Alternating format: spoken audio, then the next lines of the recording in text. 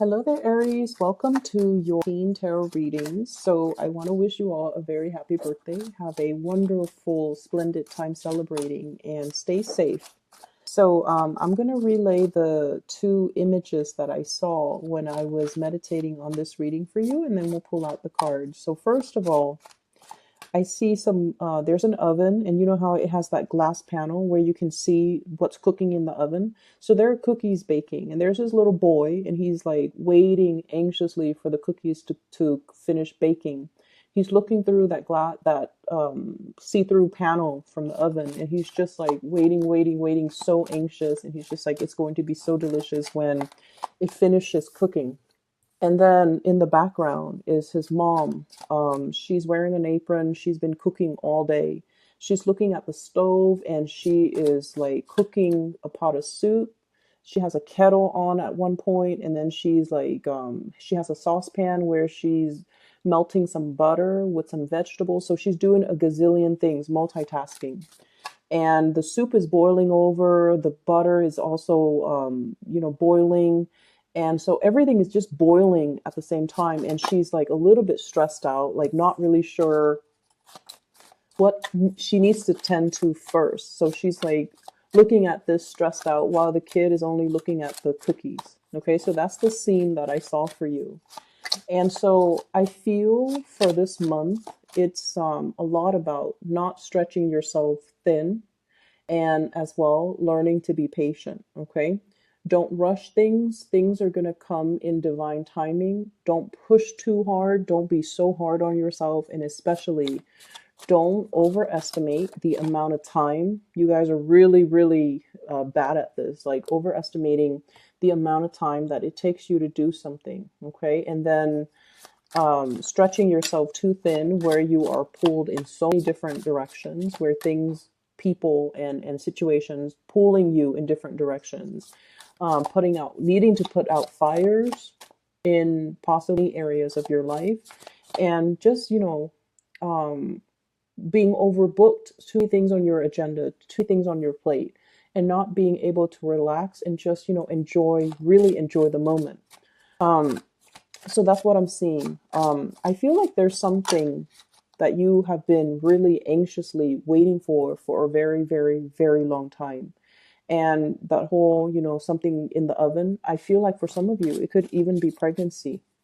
Okay. Wanting to start a family, wanting to have a partner on board, wanting to I'm hearing like partner in crime, but I also feel like it's somebody that you can build something with. Okay. Wanting a life partner, wanting somebody to have a family with, to build a family with, and especially to share some major, major milestones and experiences in your life with. So I feel there's this element here about wanting to have that other person that you can spend the rest of your life with as well. Um, the other thing that comes through with the whole kitchen image, the kitchen is usually like where I would say where magic happens, where family and people come communally, share an experience together, where we nurture each other through the food that we create. And especially if you are hosting a lot of people in your home environment, um, rather than trying to do everything, okay, rather than like planning and executing, cooking a meal for like guests, you might want to take it easy and realistically just make it a potluck where everybody brings something to the table. I feel like it's the smart way to do it so that you're not stretching yourself so thin. If there are specific things that you want to do for, the people that you love, by all means do it. But be very, very realistic with your time constraints, and don't be so stressed out that you're not able to really enjoy the moment, okay? Because it's the gathering, it's the people that really matter. It's not so much about showing off our culinary skills, or showing off our kitchen, or showing off our home. It's really about people coming to see you and people wanting to spend time with you in an environment that is laid back, that is relaxing, that's calm and comforting. So don't work yourself in a frenzy, and especially, don't stress yourself out. Okay. So be easy on yourself. and be loving to yourself and be more forgiving with yourself. So there's definitely something that you have been really, really waiting on. So I feel for many of you, I'm hearing this strongly from this Page of Wands here. This is sort of like, I'm ready. I'm ready for the next big thing. I'm ready to do a real job. I'm ready for something with more responsibilities. So I don't know what you guys have been doing. If you've been doing a lot of training, if you're in a like an environment where things are going really, really slow, the hangman, waiting in suspension, waiting for things to happen, being in a situation where there's a lot of work to be done. There's a lot of people or projects or things that need you. It's almost like you're there to help. You have the skills, you have the expertise, but for whatever reason, whoever is overseeing the situation feels like you're not ready. So they're not giving you that opportunity to prove yourself. They're not giving you that chance to get out there and get your hands dirty, roll up your sleeves, and just take care of things. So it feels like you're in a state almost like of waiting, of suspension, of limbo, and you're not able to. It can feel really, really frustrating for a fire sign to not be able to get out into the world and do whatever it is that they want. I feel like you might be in a capacity where you are learning things, okay? This is usually like going back to school, mastering a skill, mastering a specific concept, a theory, before you can go out into the world. Once again, this ivory tower type of a situation. So I feel like many of you, you're going through some training. It could be some legal training that you're dealing with. It could be learning how to do things properly. There might be legal ramifications if things are not done in a specific way, or if it's almost like you have to cover your butt so that you don't get sued, or you have to do things in a procedurally correct way. Otherwise, people can sue. So I feel whatever the situation is, I know that it's very, very frustrating and you feel like you've mastered it and you feel like you really want this opportunity to prove yourself, to put theory into practice and to be able to help a lot of people and to make the situation better, because there's obviously a need for you in this work situation, but you're not giving the chance and the opportunity to exert yourself. Okay. So that's the first thing. And it can be really, really frustrating. But I feel like the overall message that I'm getting here is in divine timing. Okay.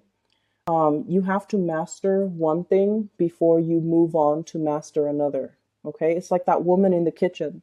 She's multitasking. And whenever we multitask, our attention is always, always divided. So when we do one thing, we can do it really, really well. When we multitask, our attention, our focus is drawn towards different things, and we could never do those things perfectly well the way we would have if we only had one thing on our plate. That's just the way the human brain works. Okay, so as much as we feel like we can multitask, the quality of the outcome of the end result always diminishes. And so I feel like the universe is teaching you a lot more about patience, a lot more about, let's learn something, as frustrating as it is.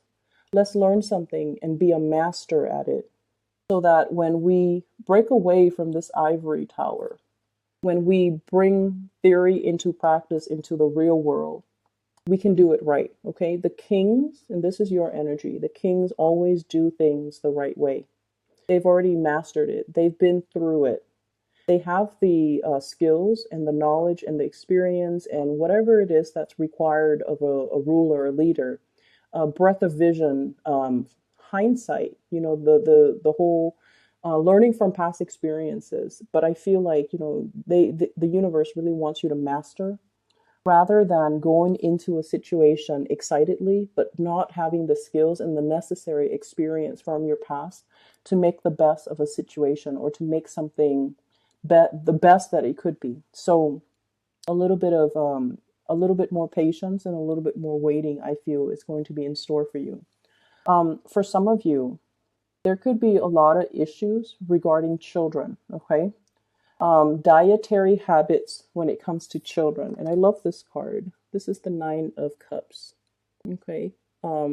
I usually think of this as like the binge eating, or a household that might be a little bit neglected, and then the children are eating whatever is around, usually junk food or usually snacks. The parents might be so busy, or the parents might not be in the picture, or there's some issues here. I feel for some of you, if it's not your own children, you might be dealing with a child, and you might be compensating, taking care of a child, or giving the child a lot of love and attention, or you're feeling like the parents of the child are turning their back on the kid. Okay, as sad as that is. So if it's not your children, I feel like you're experiencing this. You're playing the role of a caretaker. You're doing something to rectify a situation because you're just like, that's not fair. It's not healthy for these kids to be living like this, or it's not healthy for this child to be in this type of environment. So I feel some of you are stepping up, taking care of a person, trying to do the best for them. They might not have the best dietary habits. They might be very picky with food. And for some of you, if this is not a child, you're taking care of a person. Like, you're doing your best to really take care of a person. It can be a little bit difficult on your end because, time constraints, responsibilities, whenever we take care of another person. And especially because you guys don't like to be weighed down by responsibilities, okay? You design your life in a way where you can come and go as you please.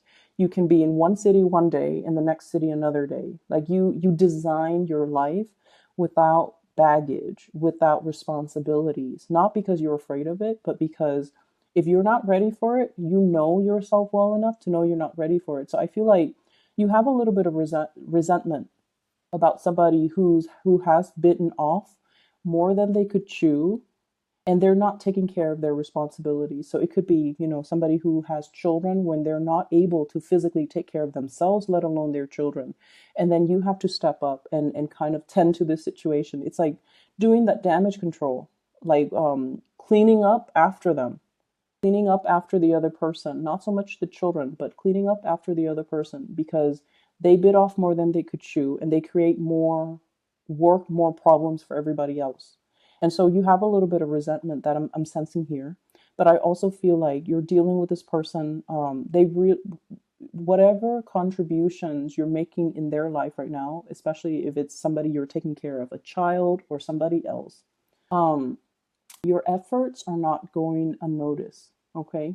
I feel like this karma is going to come back to you tenfold. Like, it's really good karma, because I feel like you're taking care of this situation from the goodness of your heart, and because you feel like this situation is not fair. The justice card, two people fighting over something when they're not really seeing the big picture. It's like ego battles, okay? Coming from a very petty space, and you're not tolerating that. You're seeing that there's wisdom that is beyond these people. You might even be the mediator in a conflict. You might be seeing the bigger picture, and you're showing them that bigger picture by being the bigger person and taking care of situations and not whining about it, and just, doing what you feel is right. And it can be really frustrating too, because you guys feel like you can do so much more. Okay.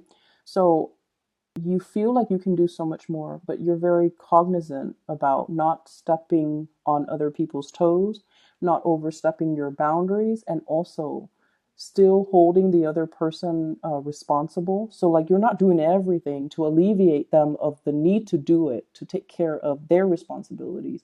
You still want to teach them that concept about responsibility so that they don't renege on what it is that they're supposed to do. You want to do more, but you don't want that to be kind of like that precedent where they rely on you and then they kind of sit back and kick up their feet. So I feel like you want justice and balance and reciprocity in a situation.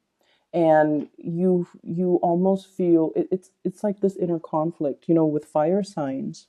We do what needs to be done. We don't want to sit there and discuss and delegate and talk things over and talk about our feelings. Whenever something needs to be done, we do it.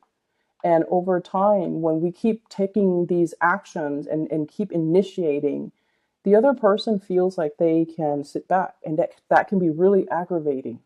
It can be really aggravating, and especially in a situation where you feel like it's wrong. I have to do something about it. I have to step up.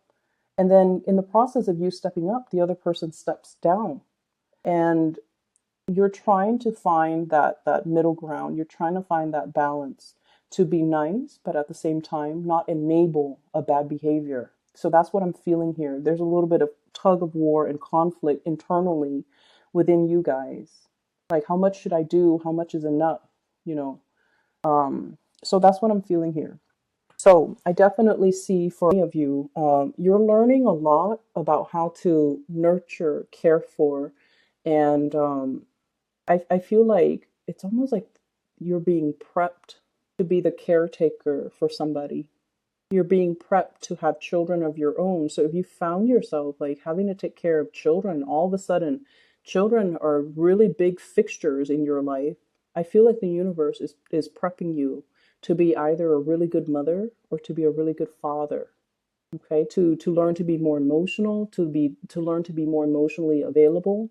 You might be dealing with somebody who's very, very sensitive. Okay, could be a child who's very sensitive, where they're withdrawn. So if they're hurt, they might overeat to kind of like fill in that emotional void.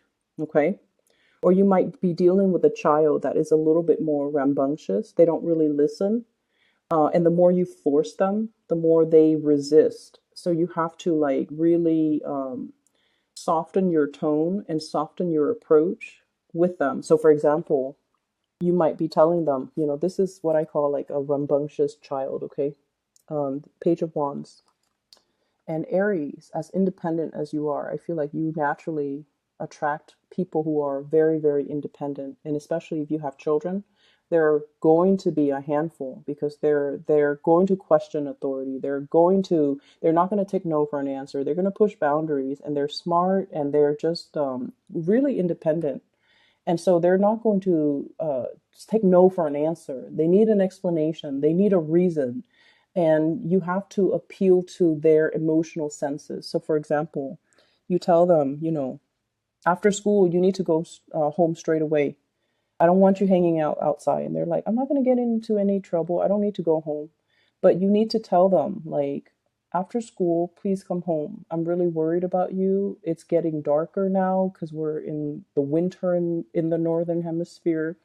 It's getting darker earlier. There are, it's a bad neighborhood that you're passing through. So I just want you to be home. That way, I'm not worried about you. Then when you're home, you can do whatever you want. So I feel like you have to make that emotional appeal with these children or these young people in your life so that they understand your restrictions come from a place of love rather than a place of punishment. Okay. And so we have to really change the way in which we communicate to kind of like convey what it is that we want or expect from the other person, and especially why we want that from them. It's not about us being mean or putting laying down the rules. It's because you care about them and you don't want bad things to happen to them. Okay. And I'm dwelling on that because that whole cookies in the oven. There might be a child that's overeating, or somebody who's binging, who might not have, like I said, the best dietary habits. And I feel like their health might be catching up to them. And you have to be the one to kind of gently like tell them, hey, you got to lay off that thing that's not really good for your health that you're putting in your body chemically or, food wise. You have to kind of lay off it because I don't feel like it's healthy for you. And approaching that from a space of understanding and kindness is a lot more, it's going to make the other person a lot more receptive than approaching them from a place of harshness, okay, and criticism. So that's what I'm feeling here.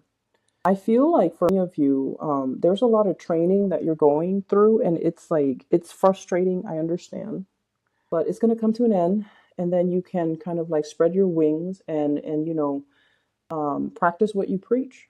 And you can have an opportunity, especially to kind of really have more independence to do things without people looking over your shoulders to see if you're doing things properly. And then I also feel as well in partnerships, I have three signs. So I have an air sign, Aquarius, Gemini, and Libra. And I have this here, King of Swords. You might be having a lot of discussions with this person if it's a romantic partner, okay? Over family trauma, healing past family issues. They might come from a broken home, or you might come from a broken home, and you're both bringing a lot of fears about commitment, fears about settling down. I feel like the love is definitely there, but both parties are bringing to the table a lot of like fears from their respective dating past, marital past, even family trauma. And I feel like you're healing together, but the process is still ongoing. So it's going to take a little bit more time. Okay. Others of you dealing with a water sign, a Pisces, a Cancer, or a Scorpio.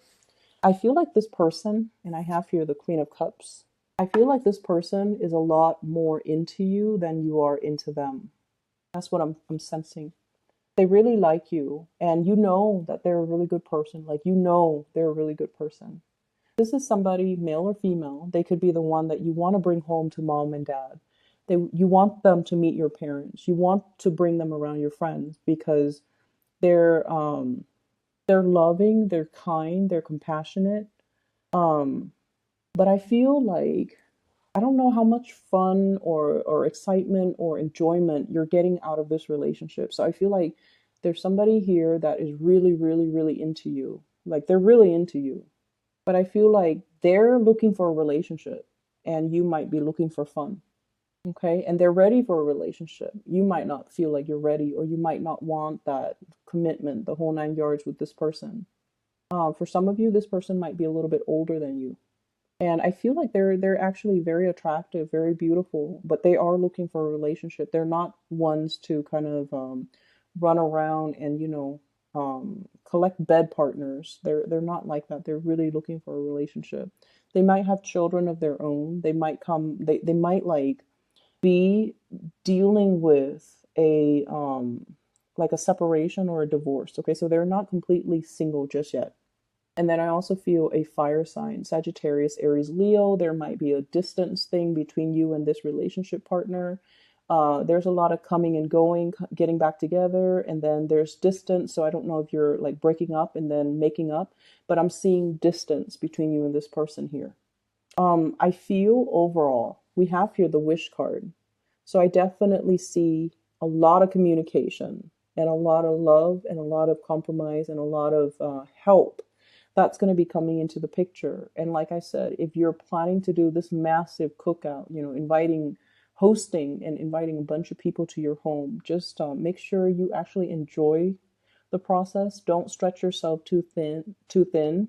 Don't overbook your schedule. Don't overcommit your time because you're going to be stressed out.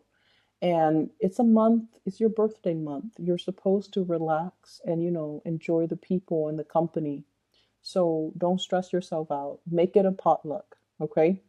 I hope the reading is helpful, Aries. I hope that it helps you navigate this energy for this month.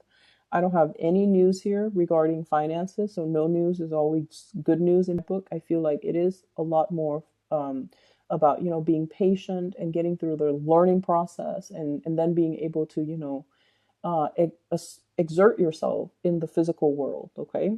So, best of luck with everything. I will see you guys soon, and have a wonderful birthday time. For those of you who are still emailing me about readings, I don't do readings anymore for private clients. I do have somebody that I highly recommend. I've included a link to her scheduling website in the description box below. Her name is Bridget, and she is based out of California. So if you'd like to book a reading for yourself, please click on her link and do so through that through her. Okay. Take care of yourself. I'll talk to you soon.